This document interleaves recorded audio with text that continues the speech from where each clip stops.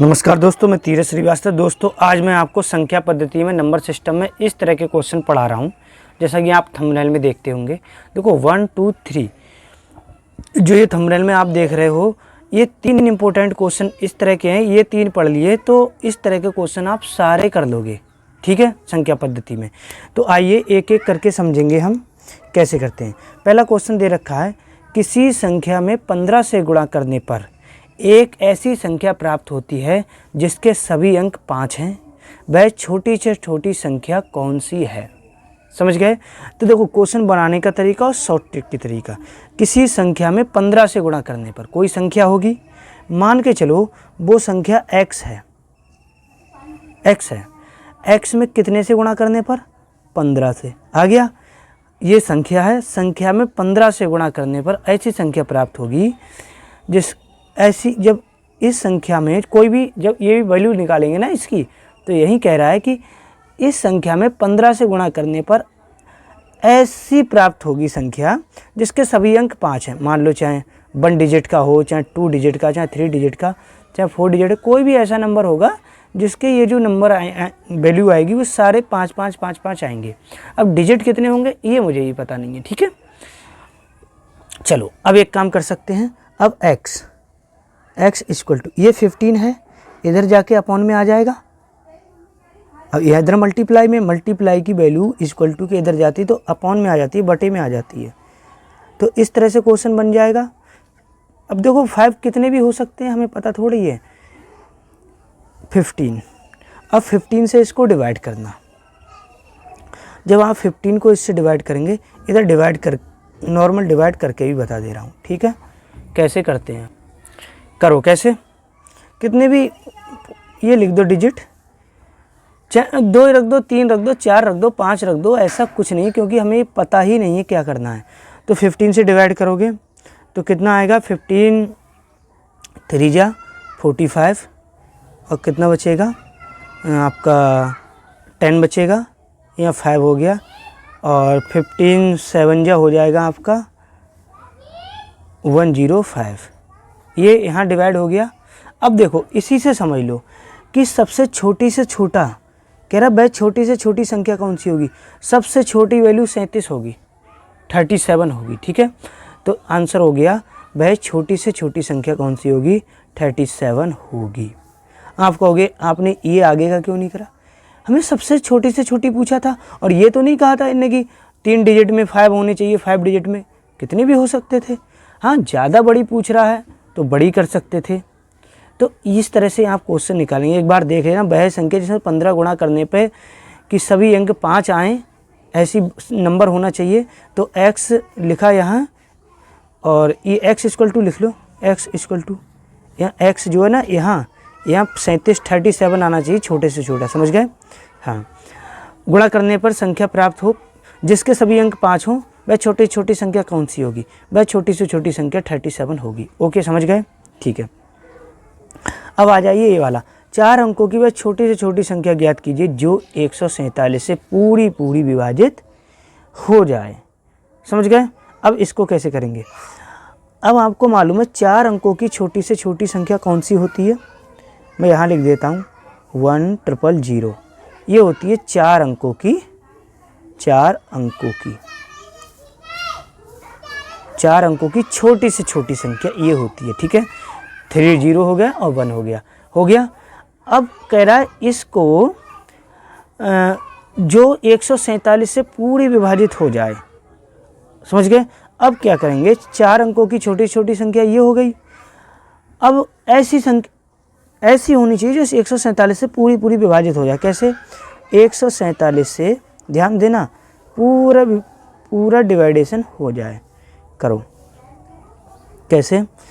जब इसको करोगे तो आएगा आपका 6 जा, और आ जाएगा आपका 882, बचेगा कितना आपका? 118। अब आपको एक मान मालूम होगा, 4 अंकों की छोटी से छोटी वह संख्या जो इतने से डिवाइड हो जाए। तो 4 अंकों की सबसे छोटी संख्या ये होती है, लेकिन ये होती तो है, लेकिन ऐसी बताओ जो 147 से डिवाइड हो जाए। तो आपको मालूम है जब 6 जा करोगे तो आपका 882 आएगा, 6 जा करोगे तो आपका ये तो 3 डिजिट की हो गई छोटी संख्या, ठीक है, 3 डिजिट की होगी। अब 4 डिजिट बनाने के लिए ये अगर मैंने 147 की मल्टीप्लाई 7 से कर दी तो आपका आ जाएगा 1029, ठीक है। ये आपकी 4 डिजिट की हो गई, ये सबसे छोटी है, लेकिन 147 से डिवाइड होने वाली सबसे छोटी संख्या ये है। कैसे करके देखोगे, 147 से 1029, 7 जा करोगे तो इतना ही आएगा, समझ गए। तो ये आपका आंसर हो जाएगा। पॉइंट टू पॉइंट समझेंगे, देखो ऐसे समझ नहीं आएगा, वरना हर क्वेश्चन को समझेंगे। अब ये कह रहा है क्वेश्चन, दो संख्याओं का गुणनफल इतना है, बड़ी संख्या में छोटी संख्या से भाग देने पर भागफल 5 प्राप्त होता है, संख्या ज्ञात कीजिए। दो संख्याओं का गुणनफल मतलब दो संख्याओं का गुणा करेंगे तो इतनी आ जाएगी। मान लो एक संख्या हमारी a हो गई, इसकी हमने गुणा कर दी b से, दो संख्याएं हो गई, इन दोनों की गुणा करने पे कितना आ रहा है, 845 आ रहा है, समझ गए। अब कह रहा है बड़ी संख्या में, बड़ी संख्या a मान लो, तो बड़ी संख्या में, या b मान लो, एक मान लो, मैं तो एक ही मानूंगा कोई सी, तो मैं अभी a मान ले रहा हूँ, ठीक है।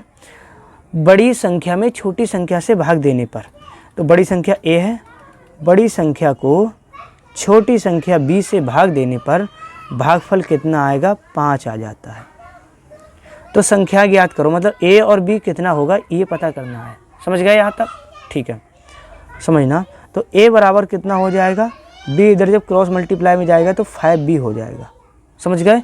a की वैल्यू जो होगी वो b की वैल्यू की 5 गुनी होगी, ये इसने यहाँ भी समझा दिया। यही यहाँ से समझ आ गया कि जब आप a को b से भाग देंगे तो 5 आएगा, मतलब a जो होगा वह b की वैल्यू का 5 गुना होगा, ठीक है। अब आ जाओ, a की वैल्यू इसमें रख दो, a की जगह 5b रख दो, तो a की जगह मैंने 5b रख दिया, इस a की जगह मैंने ये वाला 5b रख दिया, a इक्वल टू कह रहा है, और b पहले से है, b यहाँ पहले से, तो b स्क्वायर हो जाएगा, ओके। और इधर कितना है, 845, समझ गए, ठीक है।